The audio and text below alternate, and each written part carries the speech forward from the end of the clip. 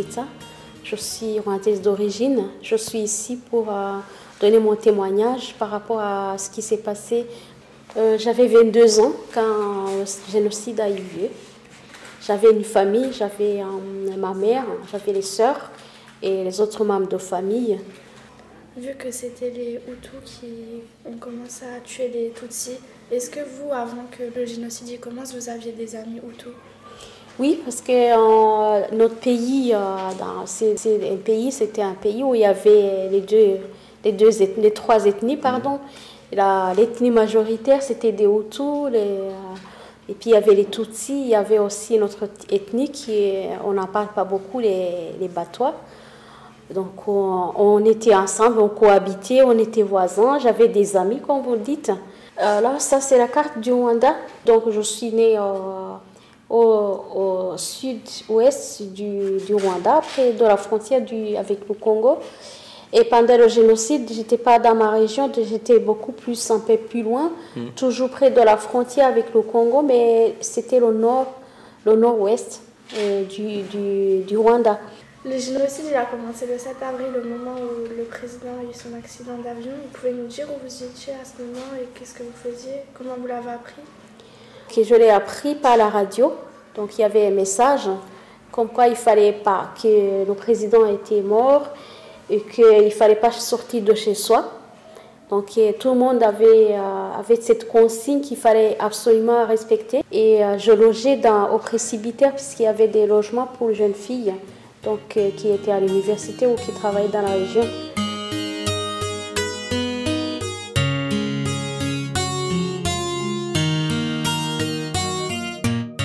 Et nous, on avait peur qu'il sorte, puisqu'il était beaucoup plus recherché. Il était Tutsi aussi, dans la région. Il avait été persécuté aussi plusieurs fois. Il avait même été emprisonné avant le génocide, parce qu'on disait que c'était un Tutsi, on détestait. Et lui, il a dit non, je vais essayer de sortir. Et quand il est sorti, immédiatement, je crois qu'il n'a pas été très loin. Il a croisé les miliciens et les militaires. Et quand ils l'ont vu dehors, ils l'ont immédiatement embarqué. Et je pense que c'est comme ça qu'ils ont oublié de repasser à la paroisse, au presbytère. Et je pense qu'il a été il est parti vraiment à notre place. Oui. Et plus tard, nous avons appris sa mort, qu'ils l'ont pris toute la journée et nous avons appris qu'il serait enterré vivant, d'après ce qu'ils nous ont dit. Et puis, au fil et à mesure, on a appris qu'ils avaient commencé à tuer les Tutsis. Et dans l'après-midi, il y avait un groupe de militaires qui sont venus. Et parmi les militaires, il y avait un militaire que je connaissais. Je lui ai dit, je suis prête à mourir. Donc, tu as tout ce qu'il faut. Moi, je voulais quand même mourir par balle. Je ne voulais pas être coupée en morceaux, comme ils étaient en train de tuer les gens de cette manière-là. Et le militaire, il m'a dit, non, je ne peux pas vous tuer. Je lui ai dit, mais je connais quelqu'un, il y a Félicité.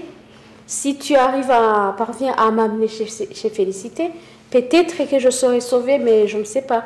Et c'était une religieuse. Et donc, elle était Hutu. Moi, je suis partie, j'étais devant, lui, il était derrière moi. Armé, c'est comme si elle allait me tuer, donc pour que, même s'il nous voit, il voit que voilà, c'est là, il va mourir. Chez Félicité, il y en avait aussi d'autres réfugiés qui étaient là. Et elle a fait son possible pour essayer de nous les évacuer les Tutsis. Et je suis restée, je suis allée presque 10 jours, parce que je suis partie au Congo le 18 avril. Donc je suis arrivée le 8. Et puis, elle accueillait tout le monde à bras ouverts. Voilà. Comment ça s'est passé? Comment elle vous a sauvé? En fait, comme elle habitait près de la frontière avec le Congo déjà, donc il y avait un groupe qui est parti, sont arrivés là-bas, c'était bien. Je suis partie en deuxième lieu. Et comme il ne fallait pas quand même partir, tout le monde ne devait pas partir au même moment.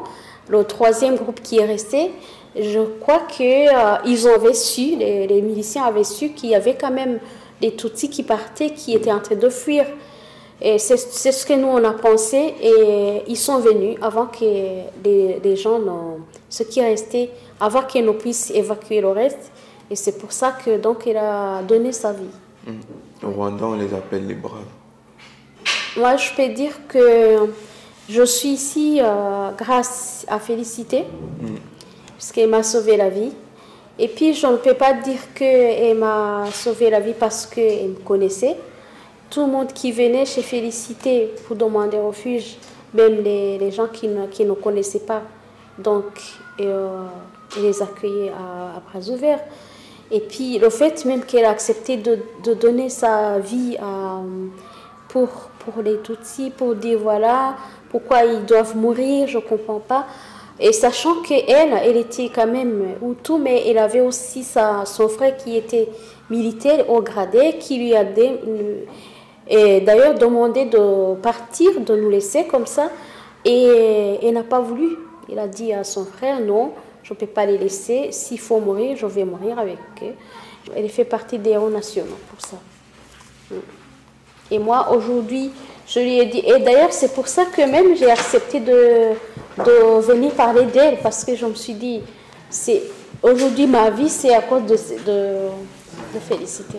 On ne comprend pas, même les Hutus, des fois, ne comprennent pas comment elle a pu donner sa vie pour sauver les gens. Sachant qu'il y en a quelques Hutus quand même qui ont aussi donné leur vie ou qui ont failli mourir pour ça, pour sauver les gens. Mais elle, déjà, depuis même avant que ça commence, elle répétait souvent, pourquoi la haine, pourquoi tout ça, pourquoi vous les tuez, qu'est-ce qu'ils ont fait. Avez-vous perdu des proches pendant ce génocide? J'ai perdu la famille, beaucoup de membres de ma famille. Il y a ma mère déjà qui est sur la photo. Et puis dans la même région là où j'étais, il y avait mon oncle paternel aussi qui était prêtre, qui est mort. Et combien de temps vous a-t-il fallu pour surmonter ce traumatisme? C'était pas aussi facile puisque après tout ce nous avons vécu déjà après le génocide quand nous sommes retournés au Rwanda. Donc la première des choses, il fallait demander est-ce qu'il y a des nouvelles d'hôtel, est-ce qu'il est en vie, est-ce qu'il n'est pas en vie. Des fois même on avait peur de demander si les gens qu'on connaissait étaient toujours en vie. Comme ça on pleurait et petit à petit il fallait aussi trouver les corps des nôtres puisqu'ils n'ont pas été enterrés comme il le fallait. Donc ils étaient jetés un peu partout, dans les rivières, dans les fosses communes. C'était ça immédiatement après le génocide. Et nous avons vécu ça. Et vous avez des enfants? J'ai des enfants. Et est-ce que vous leur avez raconté cette histoire? Oui, je l'ai... parce que déjà, ils me demandent où est ta maman. Mon mari aussi, il est rescapé du génocide. Son père, il a été tué. Il voulait savoir où est le grand-père. Comment il a été... Des fois, il pose des questions. Et aujourd'hui, je les raconte ce qui s'était passé au fil et à mesure. Et ils comprennent davantage. À ce moment, vous avez éprouvé de la haine contre les Hutus ou Bro? Alors, moi, je ne peux pas personnellement, puisqu'il y a les Hutus qui ont tué, il y a les Hutus qui nous ont sauvé la vie, qui ont sauvé la vie des... Parce que s'il y a les rescapés, c'est qu'il y avait les Hutus aussi qui les ont cachés. Tout le monde n'a pas pu cacher non plus les Hutus, les Tutsis, pardon. Mais je ne peux pas dire que je peux éprouver la haine contre les Hutus, puisqu'on est Rwandais. Au départ, il faut s'aimer, il faut s'entraider. Et après, il y a la justice qui est là. La justice qui dit, voilà, si un tel s'est trempé dans le génocide, c'est la justice qui va s'en occuper. Il faut que tout le monde entier sache qu'il s'est passé quelque chose d'horrible. Mais aussi, il faut qu'on sache que c'est quelque chose qui ne doit pas se reproduire. Et aujourd'hui, pourquoi témoignez-vous? Que voulez-vous transmettre? Justement, c'est ce message de haine qu'il faut éradiquer. Parce que là, durant ma jeunesse, j'ai grandi. C'était la haine contre les Tutsis. Tout ce qu'on nous disait, c'était persécution, je l'ai connu. Et imaginez, on est à l'école, et un jeune comme vous, on est jeune. Et puis et rwandais comme vous qui viendraient, qui vous disaient, voilà, qui vous diraient, vous n'avez pas le droit de vivre parce que vous êtes Tutsi. Ça, j'ai connu, alors que c'était des camarades de classe, parce que, et puis, innocemment, ils le disaient, parce que c'était les parents qui transmettaient aussi les messages pour dire, voilà, il ne faut pas aimer les Tutsis. Et bon, il y en a qui disaient, mais pourquoi? Et ce qui était choquant aussi, c'est qu'il y en a quand même certains jeunes qui se sont trempés dans ce génocide. Et c'est pour ça qu'il faut en parler. Et puis, il n'y a pas que le génocide, tout ce qui est violence, et puis qui ramènerait à exterminer l'autre, à tuer l'autre pour rien, il faut éradiquer ça.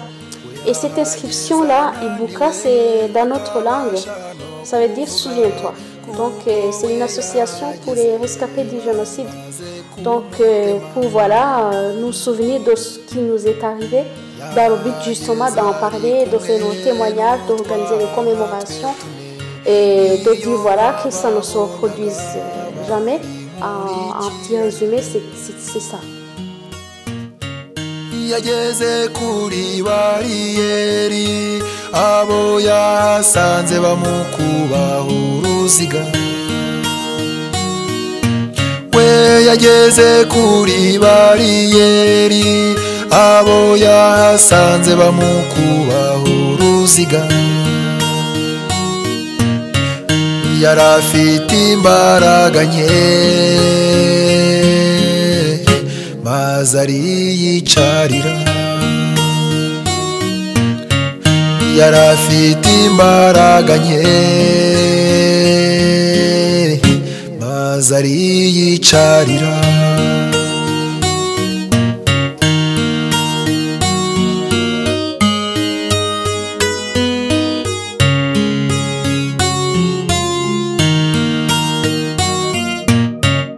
akana ke ko mu mugongo kari kakomeje kurira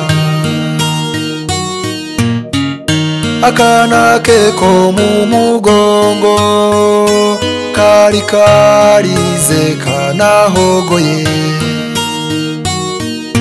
kamusabaga ibyo kurya bazakabura icyamuha yamusabaga ibyo kurya bazakabura icyamuha bamusabye k'uwo mwana yarahetse yamururutsa bamusabye k'uwo mwana yarahetse yamururutsa umubyeyi asaba imbabazi ati umwana wanjye ararwaye uwo mubyeyi abasaba imbabazi